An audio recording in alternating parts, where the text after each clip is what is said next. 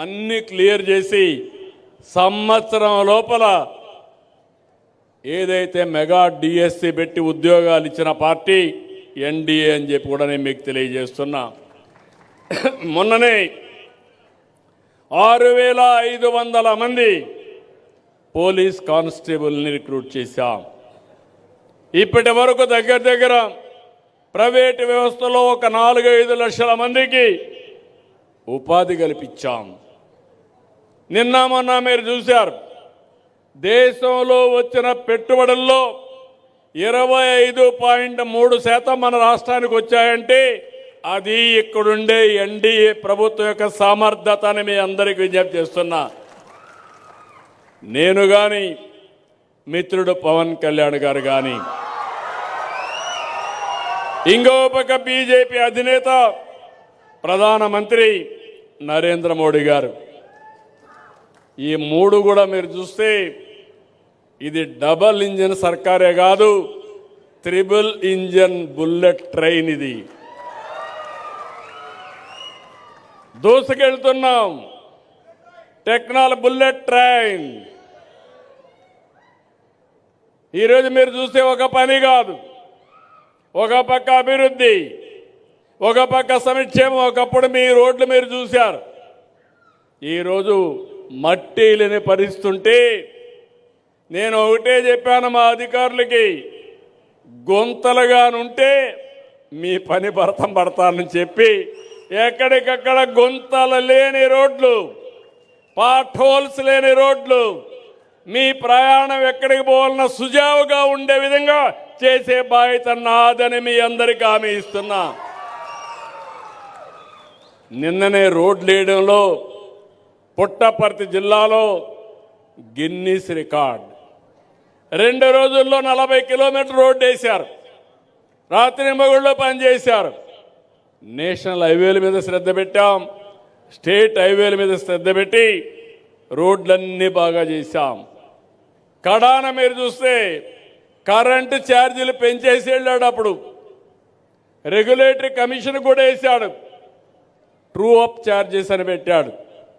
నేను చెప్పా, ఇంకా పెంచే పని లేదు, సమర్థత సత్తా ఉండే ప్రభుత్వం. అవసరమైతే ఆ రోజు చెప్పాను కరెంటు ఛార్జీలు తగ్గిస్తాం కానీ పెంచనని చెప్పి ఒకే మాట చెప్పాను. అవునా కాదా అని మిమ్మల్ని అడుగుతున్నా. 4500 కోట్ల రూపాయలు పెంచుతానంటే ఆయన పెంచిపోయిన దాన్ని నేను ఈరోజు పెంచడం లేదు. అది ఈ ప్రభుత్వం యొక్క కమిట్మెంట్ మీ మీద.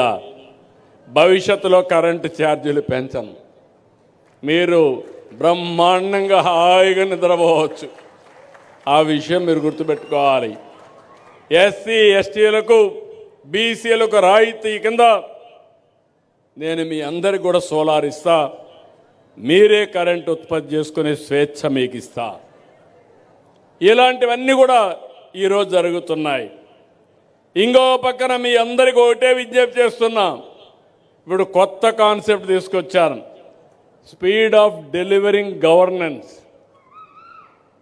ఏదో వ్యాపారస్తులకు పనులు చేయడమే కాదు, నన్ను గౌరవించింది, మమ్మల్ని గౌరవించేది, ఈ పార్టీకి అండగా ఉండేది పేద ప్రజలు. కాబట్టి మీకోసం మన మిత్ర ఒక యాప్ తీసుకొచ్చా, వాట్సాప్ గవర్నెన్స్ తీసుకొచ్చా. రేపు మీరెవ్వరు కూడా ఎక్కడికి పోయే పని లేకుండా మీ ఇంట్లో కూర్చొని దర్జాగా ఏ పని కావాలన్నా మీరు దబాయించేసుకునే కార్యక్రమానికి శ్రీకారం చుట్టాను.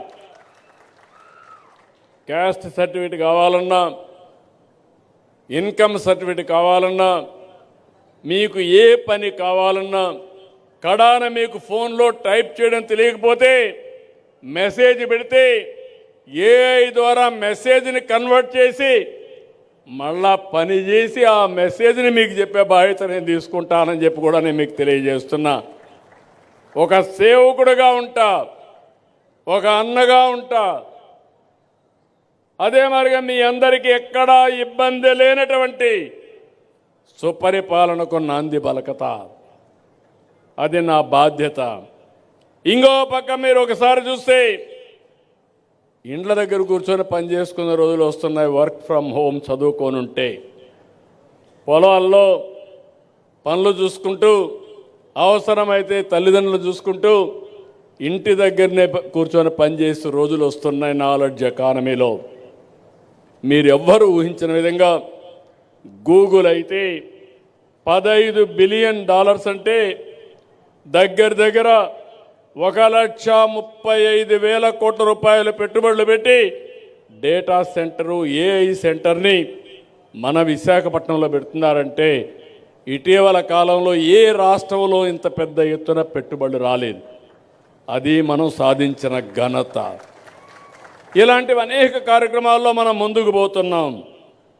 ఇంకొక పక్కన ఈరోజు నేను ఇలాంటివి చేసి టూరిజం నిన్నే చూశారు. విజయవాడలో అమరావతిలో ఆవకాయ అమరావతి ఫెస్టివల్స్ ప్రారంభించాం. ఇక్కడే వస్తే మీరందరూ ఒకటి అడిగారు.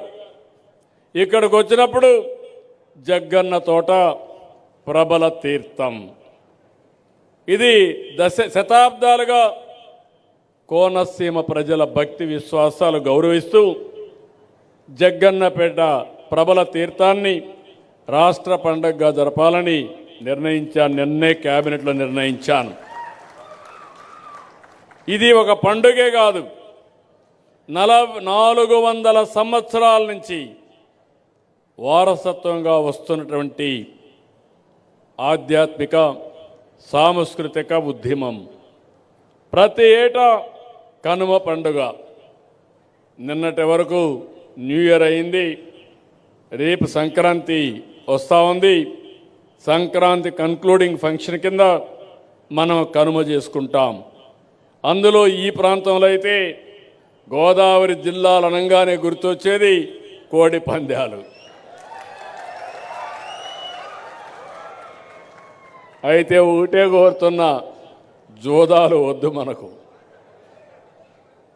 మనకు ఒక మెంటాలిటీ కూడా ఉంది. జాక్ పాట్ ఎప్పుడూ వేస్తూ ఉంటాం, దానివల్ల నష్టాలు కూడా జరుగుతున్నాయి. మన ఆలోచన విధానంలో పాజిటివ్గా ఆలోచించుకొని మన వారసత్వాన్ని పరిరక్షించుకుందాం. కానీ మన వారసత్వాన్ని బలహీనత చేసుకొని జోదాలు అడిగే పరిస్థితి వస్తే అది మంచిది కాదు. కోడి పందాలు చూద్దాం, వినోదం కింద చూద్దాం, కానీ జోదం కింద కాదని మరొకసారి మీ అందరికీ విజ్ఞప్తి చేస్తున్నా.